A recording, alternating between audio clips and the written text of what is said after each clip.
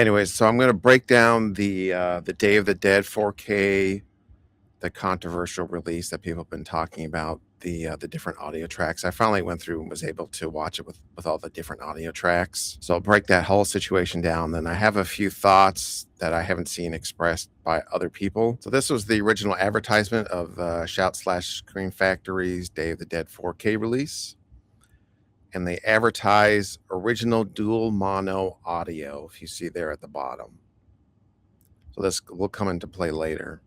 There was a pretty good review of the disc in this website called Digital Bits. They mentioned there are 6 places where the dialogue or sound effects were overdubbed. And this middle section here is all the different 6 occurrences. So there were 3 lines that were swear words that were dubbed over by different actors. And then there were 2 lines that were dubbed over by different actors, but they just said the same thing. And then there was another one where part of a gunshot was missing and a scream was missing. So I have a clip that shows the actual changes. This is bullshit what we're doing here. It's crazy. This is bullshit what we're doing here. It's crazy. Shit. I could do that even if all this wasn't going on. Right. I could do that even if all this wasn't going on.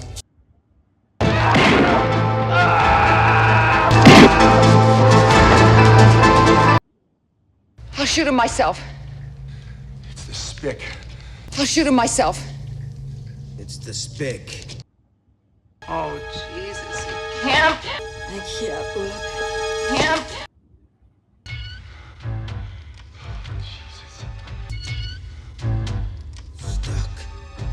I'll play these clips from one of the reviews. This is Pizzal on YouTube, which I frequently watch. He's a pretty good reviewer, or talks about a lot of horror stuff too, horror movies.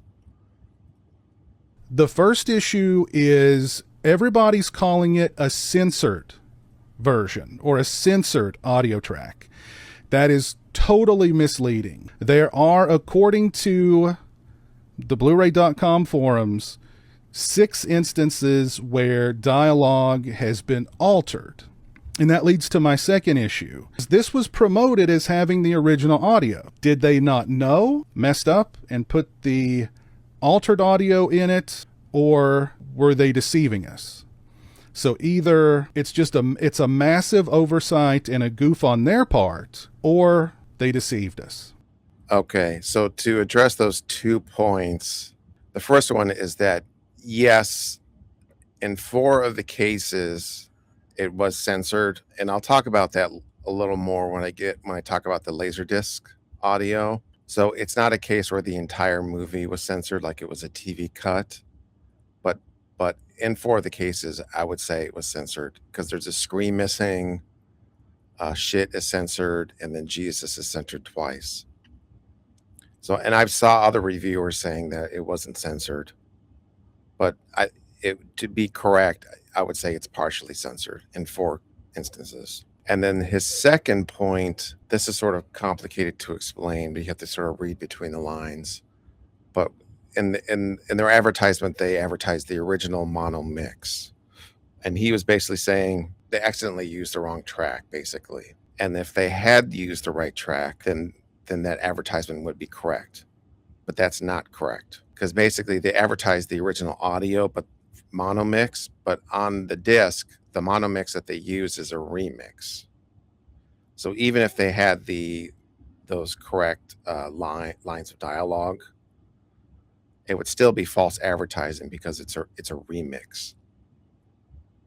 Does that make sense? And this was a point that people were confused about, and I saw some other comments and reviews.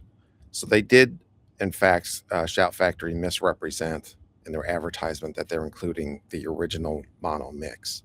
So that's the original US theatrical mix that George Romero signed off on when they finished the movie. It's not on the disc, and they did not intend to have it on the disc. There was no attempt to have it on the disc. And when they put it out on Blu-ray, it is on this Blu-ray though. So it's not like it's gone the way of the dodo bird or anything. people were talking about the track was censored, and the Shout Factory producer Jeff Rowland chimed in. Someone on Blu-ray.com decided to start a ridiculous rumor that we use censored audio on our release, and it's starting to spread. No, we effing did not, and F the person who started this. Jesus Christ, I hate that I even had to effing say this. Mother effer. I'm trying to be PG here for the sensitive ears. This is quite the flex over there on Blue Sky. I didn't know Blue Sky was such a rough and tumble place that you can throw around MFers, and but I've never had a Blue Sky account. But he is dead ass wrong, because in 4 of the cases it is censored, and then in 2 other cases it's someone else overdubbing a line of dialogue. It's not supposed to be that way. And famously, that track that they used for this 4K was also featured on one of the Day of the Dead DVD releases by Anchor Bay. So this was something like, at least on the internet, people were complaining about these 6 areas where the track was wrong. And on the documentary on the disc, so there's like big mystery of like how this could have happened. If you look at the documentary, they show the print they used, and it clearly says Anchor Bay. So they got the print from Anchor Bay that Anchor Bay used for the incorrect audio track. So anybody that knows what they're talking about, a producer, they should maybe check to see, considering the Anchor Bay release had the wrong audio track, to make sure that they don't accidentally include the wrong audio track. Pretty simple. And then I have a theory as to where this Anchor Bay audio track was sourced from. I'll discuss that later, and that also ties into the laser discs. So we'll get into the actual audio tracks that are on the release. Okay, so it has an Atmos remix, and that uses the altered audio track. And the other thing that, well, like if I was doing quality control on this disc, I would assume that the dialogue track is 3 dB quieter than it's supposed to be. And I'm not gonna, it's sort of complicated to explain why, but I've done a lot of dialogue editing professionally. There's a thing where you can accidentally have your dialogue 3 dB louder or quieter than it's supposed to be based on different settings. It's something that you can accidentally do. I think I've done it once. But to me, I would categorize the Atmos track as botched in terms of the mix, or I would guess that it is. The dialogue was supposed to be 3 dB louder, on top of the 6 instances of censored audio or altered audio, whatever. Otherwise, the 5.1 and dual mono mixes, I would assume mix downs of the Atmos track, and they also have the altered audio track, but they otherwise seem fine to me. And then there's something called the Laserdisc track. And then if you go, this is another review on YouTube. This is Twin Flicks. At the bottom there, he says, the Laserdisc audio track on the 4K is the complete, unedited, original theatrical mono mix. It's the 3 other tracks that have been remastered. The Laserdisc audio track does have the right dialogue and sound effects, like on the Shout Factory Blu-ray, but it is not the original theatrical mono mix. And this is another thing I've seen on the internet, people saying. What that Laserdisc is actually, the Laserdisc track, it's taken from this Japanese Laserdisc, and it's the Japanese theatrical stereophonic remix. And this Laserdisc is released by Toho Kashinsha Home Video. I think I screwed that up. It's an analog track instead of not a digital track. Laserdiscs can have both analog or digital tracks. It was advertised as zombing sound. So this is from the Japanese theatrical trailer. And basically what it is they took the mono track and doubled it in order to create like a fake stereo track. They pan from left to right. Notice this at certain moments, especially like there's one where Flyboy, he throws his machete across the screen. So what they do is like pan from right to left as he's throwing the machete. It's like an outdated way where if you had a mono track, you could turn it into stereo by panning left or right. And this track otherwise is just from a sound quality perspective is not that good. It's like a pretty low, it's pretty bassless and thin. And the other thing is that it's also missing the vocals for the end credit song. But there is another Japanese laserdisc released by JVD. And if you go in the description of it, it says this version is severely cut. All the gore is missing and the swearing is dubbed over. There's laughably bad dubbing, uses voices that don't match. So what I think happened with the Anchor Bay version, that the audio track that was used for this Shout Factory 4K and the old Anchor Bay DVD, is that they had damaged portions in the audio track. And then what they did is whatever source they used for this Laserdisc, the second Japanese Laserdisc, they just took pieces of that and spliced it in basically to stitch together a full audio track. I don't know that for a fact, but that would be my guess as to what happened.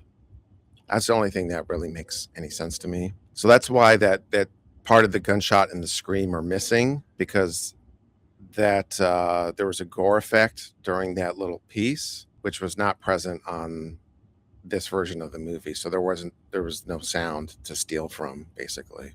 Because one of the issues that people complained about with the was that there was a sibilance on the audio track.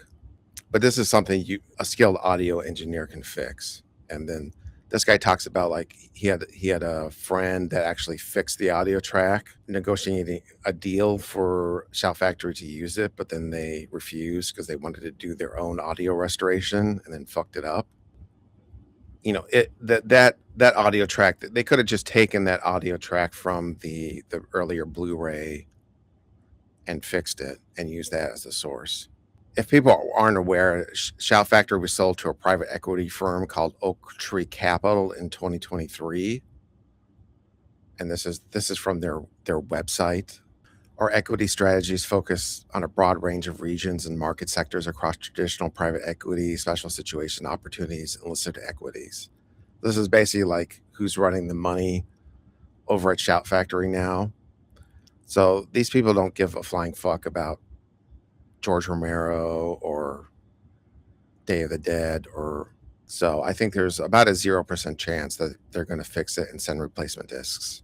But I shall say that Second Sight UK is apparently going to release their own 4K, so I'm pretty sure they're not going to fuck it up, especially after all the hubbub on the internet about this. And I watched it with the Laserdisc audio. And I will say, if you have the ability to do this, depending on your audio setup, if you, what I did was I kind of jacked up the volume a little bit, and then I did +5 on the bass and -5 on treble and set it like that, and it sounded okay. So if you already have that disc, that's what I would recommend, or whatever the equivalent is. If you're able to do that, depending on what your audio setup is, I would do that. So it's not like the end of the world, but the entire point and like why I wanted to look at this and discuss it. To me, if you're restoring a movie, the whole point is you have an artist, in this case, let's say George Romero and his team. You know, they made a piece of art, but guts getting ripped out, but nevertheless a piece of art. And it's sort of, you're in charge of sort of maintaining the artistic integrity of what they wanted to achieve. So, and part of that is the audio. And this is kind of twofold, but you want to at least, if possible, have the original theatrical mix on the disc. And you can say, this is how they presented the movie when it came out, and this is what George Romero signed off on. And the other part of that is we start getting into remixing and all this other stuff. It can and has many times been fucked up, or there's a lot of creative decisions that are made that are shaky. And if you at least have the original audio mix, you can always just use that and then just ignore any remixes. So if they just put the original audio mix from this disc on there, you would have George Romero's original theatrical audio that he signed off on, and then a lot of people would just ignore the remixes because those three remixes were fucked up. So it really achieved two goals. So that was like the main point of this whole exercise, I guess. And just my theory on where that Anchor Bay audio came from, and just to clarify a few things.